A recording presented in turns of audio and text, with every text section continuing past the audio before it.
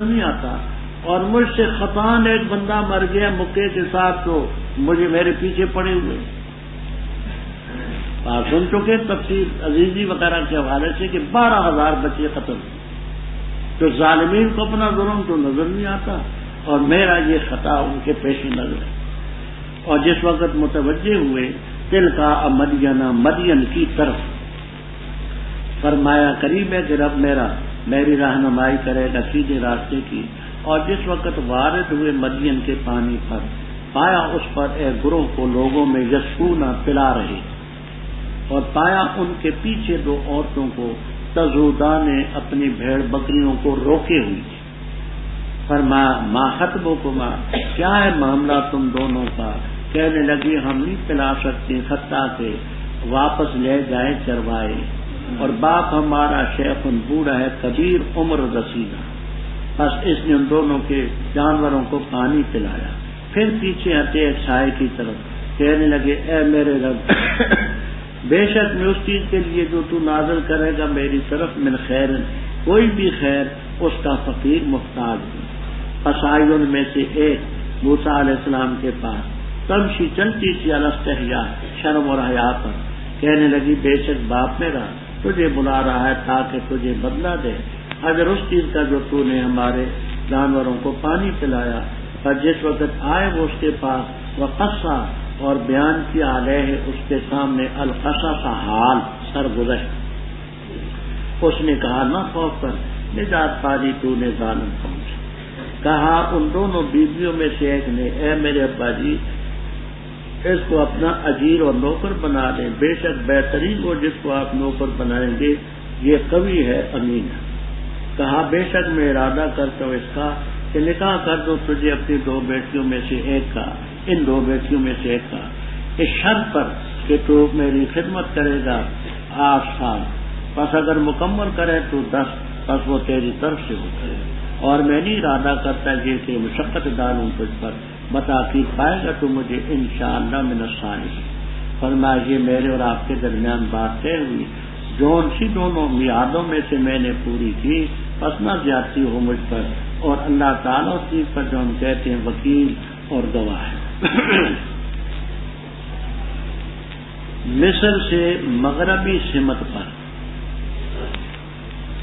10 یا 8 دن کی مسافت پر مدین ہے، وہ الگ حکومت تھی. وہاں مصر کے حقوق قانون وہاں نہیں تھے، الگ تھلگ حکومت. تو متوجہ ہوئے مدین کی طرف، تو کہنے لگے کہ رب میرا مجھے راستے کی بصیرت دے گا.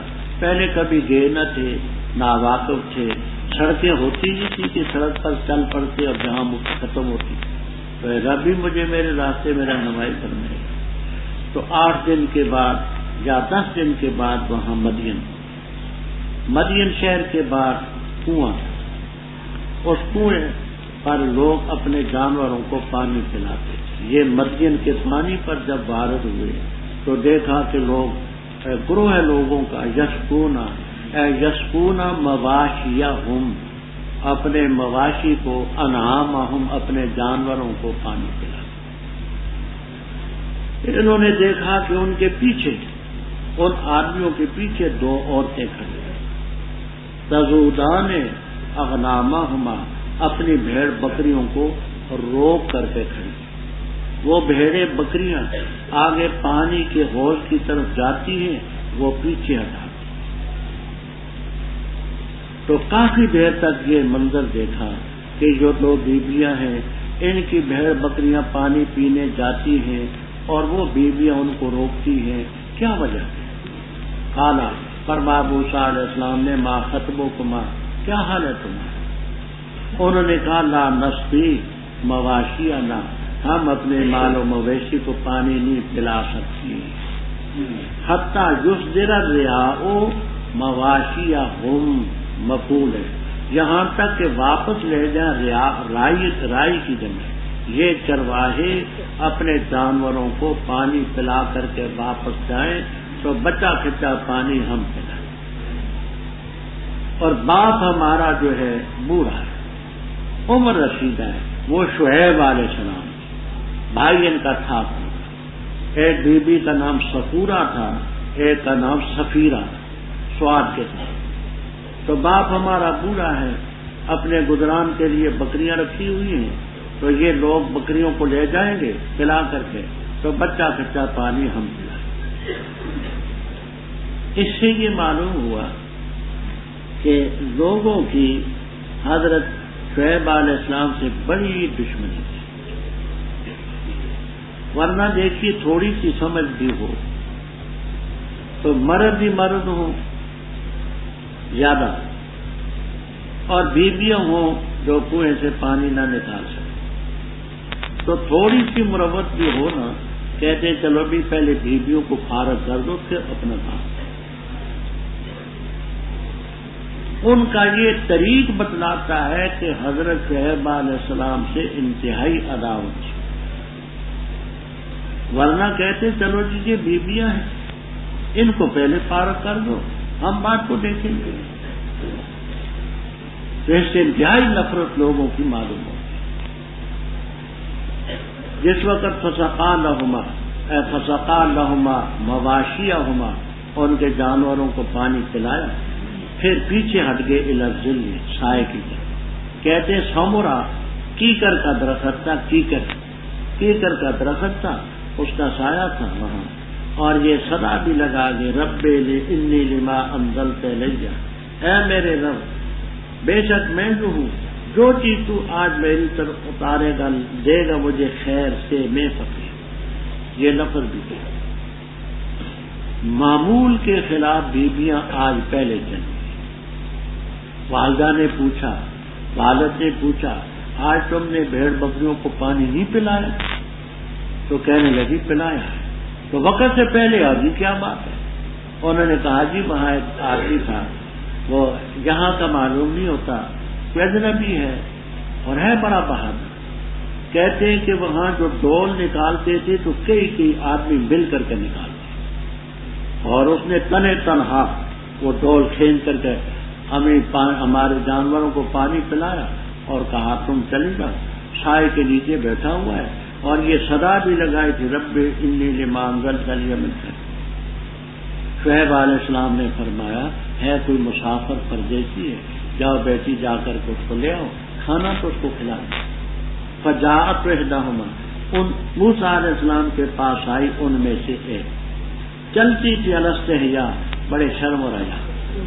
یہاں مسند دارمی اور تمام تفسیروں میں آپ کو ملے جرابیں اس بی بی نے پہنی ہوئی تھی اور گھونگھٹ نکالا ہوا تھا، اور جراب ایک پھٹی ہوئی۔ تو یہاں دارمی وغیرہ کی روایت میں ہے موسیٰ علیہ السلام نے فرمایا بی بی تیری جراب پھٹی ہوئی ہے اور پاؤں کا کچھ حصہ نظر آتا ہے، ہم اس گھرانے کے آدمی ہیں کہ شرم و حیا طبی طور پر ہم میں موجود ہے، تو پیچھے پیچھے چل، میں آگے چلتا ہوں اور اپنے گھر کا راستہ بتا۔ چنانچہ سلسلے میں بڑی حیا سے وہ چلتی تھی، کہنے لگی ابا جی میرے ابا جی آپ کو بلا رہے ہیں تاکہ تجھے بدلہ دیں اجر ما سقیت، کہ آپ نے پانی پلایا ہے، حل جزاء الاحسان الا الاحسان، تو آپ کو کچھ تھوڑا سا معاوضہ دینا چاہتے ہیں۔ پر جس وقت موسیٰ علیہ السلام گئے وہ اس شیخ کبیر کے پاس جو شعیب علیہ السلام تھے، اور ان پر اپنا حال بیان کیا کہ اس طرح میں مصر کا رہنے والا ہوں، یہ ہوا وہ ہوا سارا۔ انہوں نے فرمایا شعیب علیہ السلام نے لا تخف، نجات پا گیا تو ظالم قوم سے، یہ اور حکومت ہے وہ۔ اب یہاں جو ہوئے تو ان بیویوں میں سے ایک نے کہا ابا جی اس کو اپنا نوکر رکھ لیں، کیوں؟ بہترین جن کو آپ نوکر رکھ سکتے ہیں یہ قوی بھی ہے امین۔ قوی ہونا تو دیکھ لیا ڈول کھینچنی، بڑا وزنی ڈول جس کو کئی آدمی نہیں کھینچ سکتے تھے تنہا، اور امین راستے میں چلتے ہوئے دیکھا ہے کہ پاؤں کا تھوڑا حصہ بھی دیکھنا گوارا نہیں۔ حضرت شعیب علیہ السلام نے فرمایا بے شک میں ارادہ کرتا ہوں کہ اپنی ان دو بیٹیوں میں سے ایک کا تیرے ساتھ نکاح کر، وہ بڑی کا نام سفورہ تھا رحمہ اللہ تعالی، انہی کا نکاح موسیٰ علیہ السلام سے، حالات اس شرط پر کہ تو خدمت کرے گا سمانیہ حجج 8 حجج حجتن کی جمع حجتن کے معنی سال 8 اور اگر تو پورے کرے 10 تو وہ تیری مہربانی ہوگی ہمیں نہیں اور میں ارادہ نہیں کرتا کہ تجھ پر کوئی مشقت ڈالوں انشاءاللہ تو پائے گا مجھے صالحین فرمائے ahnaf.com www.asnaf.com یہ میرے تیرے درمیان بات طے ہوئی جون سی 2 میادوں میں سے میں پوری کروں 8 یا 10 تو مجھ پر کوئی زیادتی نہیں اللہ تعالیٰ جو ہم کہتے ہیں وکیل ہے شاہد ہے گواہ یہاں ایک اور بات چلتی ہے وہ یہ چلتی ہے کہ آیا خدمت وغیرہ یہ مہر بن سکتی ہے یا نہیں امام ابو حنیفہ رحمہ اللہ تعالیٰ کا موقف یہ ہے کہ خدمت تعلیم قرآن تعلیم دین تعلیم علم یہ مہر نہیں بن سکتی مہر جو ہے یہ مال بنے گا دلیل ان کی ان تبتغوا باموالکم 5ویں پارے میں آپ نے ان تبتغوا اموالکم تو مال ہونا چاہیے اور حلال یہاں شرط کے لیے معاوضے اور مقابلے کے لیے یہ تو شرط ہے کہ شرط یہ ہوگی مہر نہ اسی طرح جو حدیث میں آتا ہے کہ ایک بیوی کا نکاح آپ نے کیا بما معاک من القرآن با کے معنی کرتے ہیں بسبب اور برکت قرآن کی قرآن کی برکت سے نکاح میں کرتا ہوں مہر تیرے ذمہ جبکہ امام شافعی رحمہ اللہ تعالی کے فرماتے ہیں کہ مہر تعلیم قرآن خدمت وغیرہ یہ چیزیں بھی بن سکتی ہیں اب یہاں ایک بات یاد رکھنا امام صاحب کے نزدیک لا مہر اقل من 10 دراہم 10 درہم سے کم مہر نہیں 1 درہم 3.5 ماشے چاندی کا ہوتا ہے یہ 10 درہم 35 ماشے بنے اس وقت ان کی مالیت 170-80 روپے کے لگ بھگ ہوگی عام چاہے لوگ جو ہیں وہ کہتے 32 روپے مار کھڑی 32 روپے وہ اصل میں غلط فہمی کا شکار ہے غلط فہمی کا شکار اس طریقے سے ہے کہ مار فاطمی حضرت فاطمہ رضی اللہ تعالیٰ عنہ کا مہر وہ 500 درہم تھا اسی طرح بقیہ ازواج مطہرات کا بھی بیٹیوں کا بغیر ام حبیبہ رضی اللہ تعالیٰ عنہ ان کا مہر تھا 4000 درہم نجاشی نے اپنے جیب سے کیا ام حبیبہ بنت ابی سفیان اخت امیر معاویہ رضی اللہ تعالیٰ ان کا 4000 درہم تھا جیسا کہ زاد المعاد وغیرہ میں تصریح ہے باقیوں کا 500 درہم تھا وہ 500 درہم جو تھے انگریزی زمانے میں 132 روپے کچھ آنے ہوتے 132 روپے 100 کا نام بھی لیتے تھے 32 روپے 4 آنے 32 روپے 6 آنے 32 روپے 10 آنے 32 روپے 12 آنے اب وہ 100 کی رقم بھی ساتھ تھی کیونکہ بڑی رقم جو اس کا نام کم لیتے تھے اوپر کی کسر کا نام لیتے تھے اب لوگوں نے وہ 100 تو یوں کاٹ دیا اور 32 روپے مار کوئی 32 روپے مارنی اجازت 33 ماشے چاندی بنتی ہے وہ چاندی کا بھاؤ گھٹتا بڑھتا ہے اس وقت 180-170 کے لگ بھگ ایسے کم اور وہ 500 درہم جو ہیں وہ اس وقت تقریباً 9000 روپیہ بنتا ہے تو وہ ان کا تھا اچھا اس میں ایک بات اور بھی یاد رکھنا فتاوی قاضی خان وغیرہ میں تصریح ہے کہ نکاح ان لفظوں سے منعقد نہیں ہوتا کوئی شخص یہ کہے فلاں لڑکی فلاں کی بیٹی اتنے مہر کے عوض میں تجھے قبول ہے وہ کہتے ہیں مجھے قبول ہے لا ینعقد النکاح نکاح نہیں ہوتا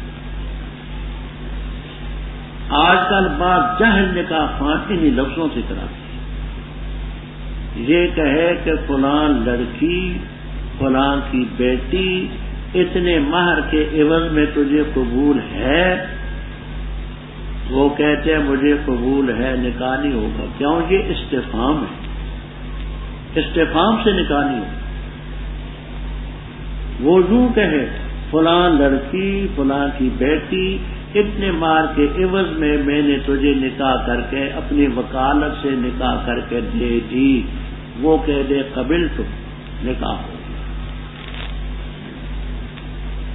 تو اس بات کو بھولنا نا، کیوں آپ انشاءاللہ اب جانے کے بعد آپ کی شادیاں بھی ہونی ہیں، جن کی نہیں ہوئی، جن کی ہے تو خیر وہ تو ہے۔ تو ان الفاظ سے نکاح نہیں، خبر کے صیغے ہونے چاہیے۔ فلما قضا موسیٰ الاجل، جب طے کر لی موسیٰ علیہ السلام نے میعاد اور لے چلے اپنی اہل کو، تو محسوس کیا انہوں نے طور کے کنارے سے آگ کو، فرما اپنی اہل سے تم ٹھہرو، بے شک میں نے محسوس کی آگ، تاکہ لاؤں تمہارے پاس اس سے کوئی خبر یا چھولا آگ کا، تاکہ تم تسترون سینکو۔ اور جس وقت آئے اس کے پاس تو آواز دی گئی من شاط الواد الایمن، اس میدان کے دائیں کنارے سے، فی البقعۃ المبارکۃ، مبارک ٹکڑے کے اندر سے، درخت سے، اے موسیٰ بے شک میں جو ہوں اللہ ہوں رب العالمین۔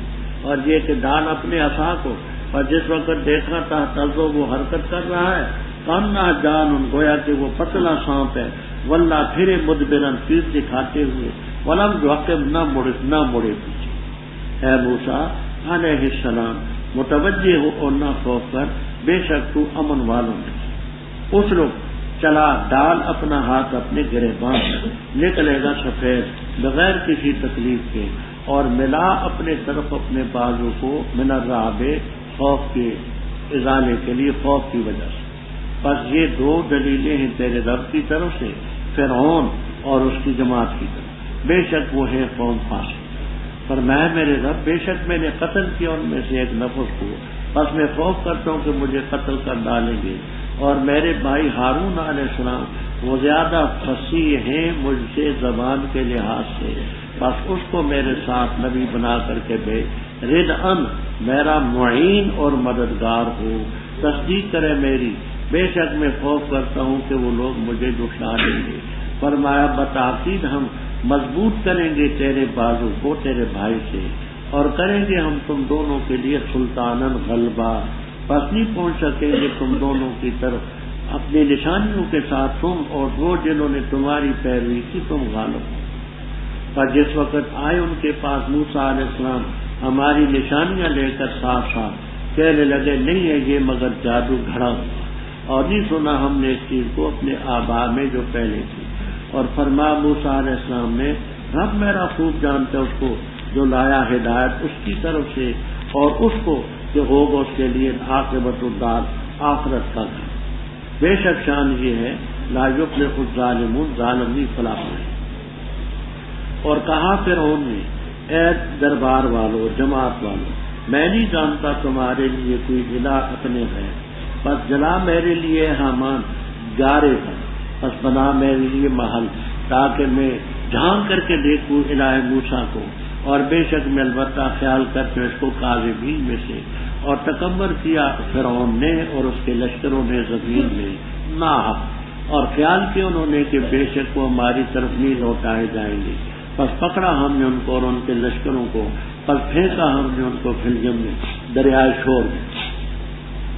فانظر پس دیکھ کس طرح تھا انجام ظالم، اور کیا ہم نے ان کو رہنما، یدعون الی النار جو دعوت دیتے آگ کی، اور قیامت کے دن ان کی مدد نہیں کی جائے گی، اور پیچھے لگایا ہم نے ان کی دنیا کی زندگی میں لعنت کو، اور قیامت کے دن ہم من المقبوحین، ان میں سے ہوں گے جن کی قباحت اور برائی بیان کی گئی۔